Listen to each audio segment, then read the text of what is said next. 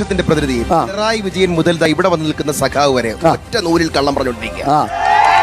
ഇങ്ങനെ ഇത് ഇവരൊക്കെ വിചാരിക്കുന്നത് ഇവരെല്ലാം കൈരളി ടിവിയും അല്ലെങ്കിൽ ദേശാഭിമാനി മാത്രം വായിക്കുന്നവരെ. അരുൺകുമാർ അറിയോ, ഈ പൗരത്വമില്ലാത്ത പാവപ്പെട്ട ന്യൂനപക്ഷങ്ങളെ കൊണ്ട് തള്ളാൻ വേണ്ടി തടങ്കൽ പാളയം ഉണ്ടാക്കിയ സ്ഥലം ഏതാണെന്നറിയോ?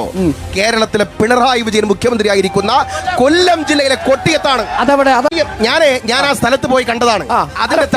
കൊട്ടിയത്ത് അങ്ങോട്ടൊരു സ്ഥലം ഞാൻ കണ്ടിട്ടില്ല. അരുൺകുമാർ എന്റെ കൂടെ വന്നാൽ ആ സ്ഥലത്ത് ഉയർന്നിരിക്കുന്ന തടങ്കൽ പാളയത്തിന്റെ നിർമ്മാണം ഈ രണ്ട് കണ്ടുകൊടുത്തോ. കൊട്ടിയത്ത് നിന്നും തെക്ക് കിഴക്ക് ഭാഗത്തേക്ക് പോകുന്ന റോഡിൽ തടങ്കൽ പാളയം ഉയർത്തിയ നേതാവ് പിണറായി വിജയനാണ്. കൊല്ലത്ത് തടങ്കൽ പാളയം കെട്ടിയ നേതാവിന്റെ പേര് പിണറായി വിജയനാണ്. ഞാൻ എന്റെ രാഷ്ട്രീയ ജീവിതം അവസാനിപ്പിക്കും. അരുൺകുമാറിന്റെ മുമ്പിൽ എഴുതി പറഞ്ഞു അവസാനിപ്പിക്കും. ഉറപ്പാണോ?